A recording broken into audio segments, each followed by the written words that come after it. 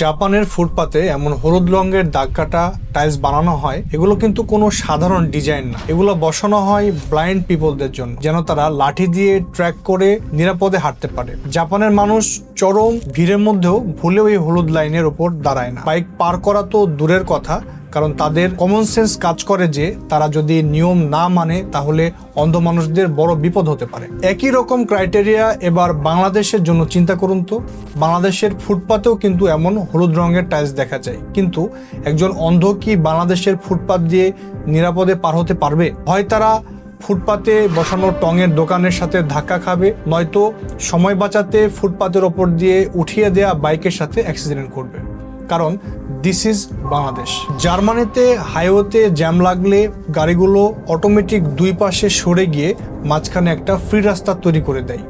একে ওদের ভাষায় বলে রেটার্নস গ্যাস বা ইমার্জেন্সি করিডোর, যেন অ্যাম্বুলেন্স বা ইমার্জেন্সি গাড়িগুলো এগিয়ে যেতে পারে।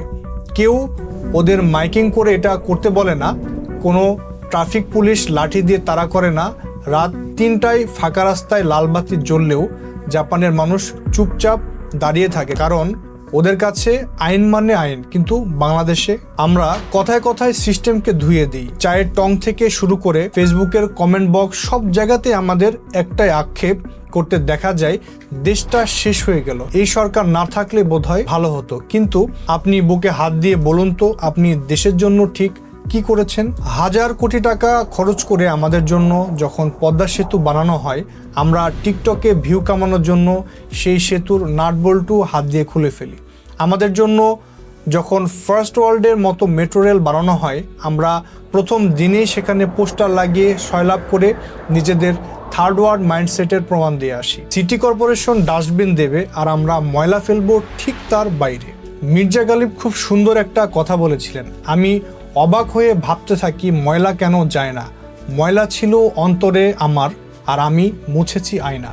আমাদের আসল সমস্যা হলো আমাদের নিজেদের লো সিভিক সেন্স। আমরা এমন একটা জাতি যারা অধিকার নিয়ে ঠিকই গলা ফাটায়, কিন্তু যখন নিজেদের দায়িত্ব নেওয়ার সময় আসে তখন আমরা লেজ গুটিয়ে পালিয়ে যাই। বাঙালির এই হিপোক্রেসির রিয়েলিটি চেক দিতেই আমরা নিয়ে এসেছি আজকের ভিডিও, দ্য সিভিক প্যারাডক্স। চলুন নাগরিক বোধের আয়নায় আজ নিজেদের আসল চেহারাটা দেখে নিই।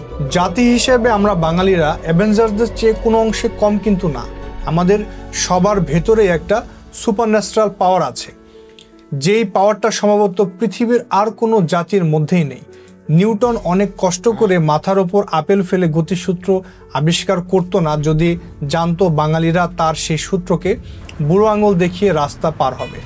আমরা বাঙালিরা এমন জাতি যারা কেবলমাত্র হাতের ইশারা দিয়েই 60 কিলোমিটার বেগে ছুটে আসা বাস বা ট্রাককে সেকেন্ডের মধ্যে থামিয়ে দিতে পারি। পৃথিবীর যে কোনো সভ্য দেশে ফুটওভার ব্রিজ বানানো হয় মানুষের নিরাপদে রাস্তা পার করে সাহায্য করার জন্য, কিন্তু আমাদের দেশে ফুটওভার ব্রিজ উদ্বোধনের সপ্তাহখানেক পরেই সেটা পরিণত হয় ডেটিং স্পট বা ভাসমান টয়লেটে। ফুটওভার ব্রিজে উঠলেই দেখতে পাওয়া যায় অমুক ভাই, তমুক ভাই আর আবাসিক হোটেলের ভিজিটিং কার্ড। পৃথিবীর অন্য সব দেশে মানুষের প্রকৃতির দাগ আসলে তারা পাবলিক টয়লেট খোঁজে, আর বাংলাদেশের মানুষ কষ্ট করে পাবলিক টয়লেটে যাবে? এমনিতেই তো সেসব টয়লেটে যাচ্ছে তাই অবস্থা, তার উপর আবার 10-20 টাকা ফিও দিতে হবে। কি দরকার এত হ্যাসেলের? আশেপাশে কোনো একটা ফুটওভার ব্রিজে বা মেট্রো রেলের পিলারের নিচ দেখে কাজ সেরে নিলেই তো হয়ে যায়। এই কাজগুলো যারা করে তারা কিন্তু সবাই একবারে অশিক্ষিত বা লোয়ার ক্লাসের লোকও না। তাদের কাছে যদি আপনি জিজ্ঞেস করেন, ভাই এইখানে এই কাজ কেন করলেন, তারা 99% একটা উত্তর দিবে, ভাই সবাই তো করে। আর 1% আপনার দিকে তাকিয়ে একটা মুচকে হাসি দিয়ে উল্টো দিকে হাঁটা ধরবে। সবাই তো করে এই কথাটা বলে আমরা বাঙালিরা যে কত শত ইলিগাল কাজকে লিগ্যাল বানিয়ে দিয়েছি তার শেষ নেই। মাথার ঠিক 20 ফুট উপরে ওভারব্রিজ, কিন্তু আমরা গ্রিলের ফাঁক দিয়ে চোরের মতো পার হব কেন? কারণ ওই যে সবাই তো করে। কিন্তু এই 1 মিনিট সময় বাঁচাতে গিয়ে আমরা আসলে নিজেদের কত বড় বিপদ ডেকে আনছি সেটা কি আমরা জানি? রোড সেফটি ফাউন্ডেশনের রিপোর্ট বলছে 2023 সালে বাংলাদেশের সড়ক দুর্ঘটনায় মারা যায় প্রায় 6524 জন, আর এর মধ্যে প্রায় 30% হলো পথচারী। ঢাকা শহরে পথচারী মৃত্যুর সবচেয়ে বড় অংশটা ঘটে ঠিক ওভারব্রিজ বা ফুটওভার ব্রিজের নিচে অথবা তার 100 মিটারের আশেপাশে।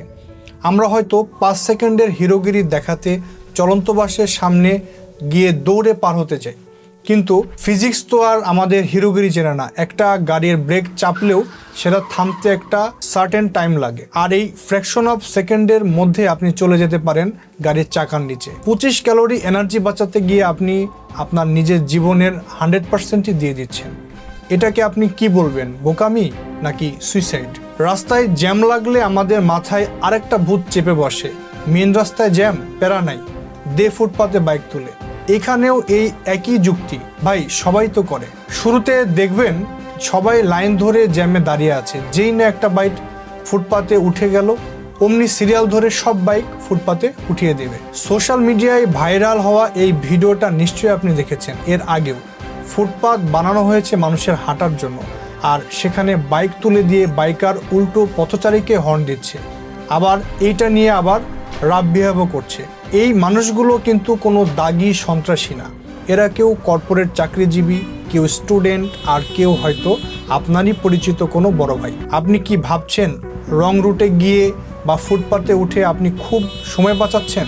সায়েন্স বলছে শহরে রাফ ড্রাইভ করে আপনি গন্তব্যে পৌঁছাতে সর্বোচ্চ 2 থেকে 3 মিনিট সময় বাঁচাতে পারবেন, আর এই 3 মিনিটের জন্য আপনি নিজের এবং আরও 10 জনের মৃত্যু ঝুঁকি 400 গুণ বাড়িয়ে দিচ্ছেন। শুধু তাই না, বাংলাদেশ প্রকৌশল ও প্রযুক্তি বিশ্ববিদ্যালয় বুয়েটের ডেটা বলছে আমাদের এই আগে যাওয়ার মেন্টালিটি আর উল্টোপাল্টা জ্যামের কারণে বছরে দেশের ক্ষতি হয় প্রায় 56,000 কোটি টাকা।